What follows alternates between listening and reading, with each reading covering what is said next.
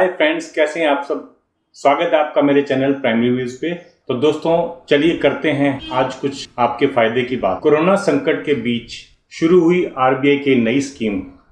इस नई स्कीम से आपकी ईएमआई कितनी कम होगी, आरबीआई की इस स्कीम का फायदा किन किन लोगों को मिलेगा, अगर कोई आपकी ईएमआई छूट गई है तो भी क्या आप इसका फायदा ले सकते हैं, और जो लोग पिछले साल इस स्कीम का फायदा उठा चुके हैं क्या वे भी इसका दोबारा फायदा उठा सकते हैं। आइए इन सभी बातों को जानते हैं आज के इस वीडियो में। लेकिन वीडियो शुरू करने से पहले मैं आप सभी से रिक्वेस्ट करता हूं, यदि आप मेरे चैनल को पहली बार देख रहे हैं तो सबसे पहले चैनल को सब्सक्राइब करें, बेल आइकन दबाएं, ऑल करें, जिससे आने वाले सभी नए वीडियोस की जानकारी आपको मिलती रहे जब भी हम अपने चैनल पर कोई नया वीडियो अपलोड करें। कोरोना के इस संकट के बीच यदि आप में से किसी को अपनी ईएमआई या लोन चुकाने में कुछ असुविधा हो रही है तो आप आरबीआई की इस नई रीस्ट्रक्चरिंग 2.0 का फायदा कैसे ले सकते हैं, आइए इसके बारे में जानते हैं। कोरोना संक्रमण के चैन को तोड़ने के लिए कई राज्य सरकारों ने लॉकडाउन या कर्फ्यू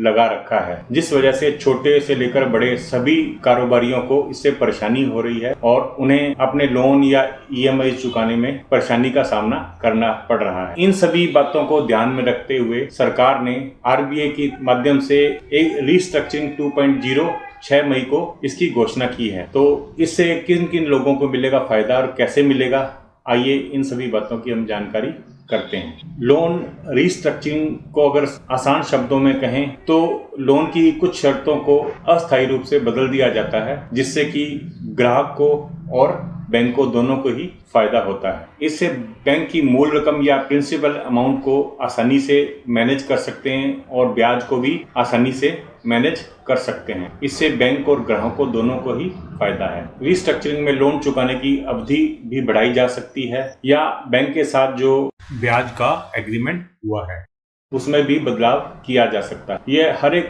मामले में अलग हो सकता है। कार लोन के मामले में अलग, हाउस लोन के मामले में अलग, या किसी और तरह के लोन जो कि बड़े व्यापारी लेते हैं, जैसे limit, CC limit, OD limit, इन सभी में भी बैंक रीस्ट्रक्चरिंग कर सकता है। आमतौर पर यह रीस्ट्रक्चरिंग का जो ऑप्शन है यह सबसे अंत में चुना जाता है जब ग्राहक के डिफॉल्टर होने की संभावना बढ़ जाती है। इन सभी चीजों से बचने के लिए आरबीआई ने रीस्ट्रक्चरिंग 2.0 की घोषणा 6 मई को की है। और कोरोना महामारी ने इस तरह की समस्याओं को काफी हद तक बढ़ा दिया है, जिससे व्यापारियों को अपना लोन या ईएमआई चुकाने में असुविधा हो रही है। उनकी ईएमआई चुकाने की क्षमताओं पर काफी इसका फर्क पड़ा है या प्रभाव पड़ा है। तो आइए जानते हैं आरबीआई की इस नई स्कीम से किन किन लोगों को मिलेगा फायदा। यह स्कीम उन कारोबारियों जिन्होंने व्यक्तिगत कर्ज, कारोबारी, एमएसएमई इत्यादि के लिए है और जिन्होंने लगभग 25 करोड़ रुपए तक का लोन लिया हुआ है और वो अपनी ईएमआई चुका नहीं पा रहे हैं।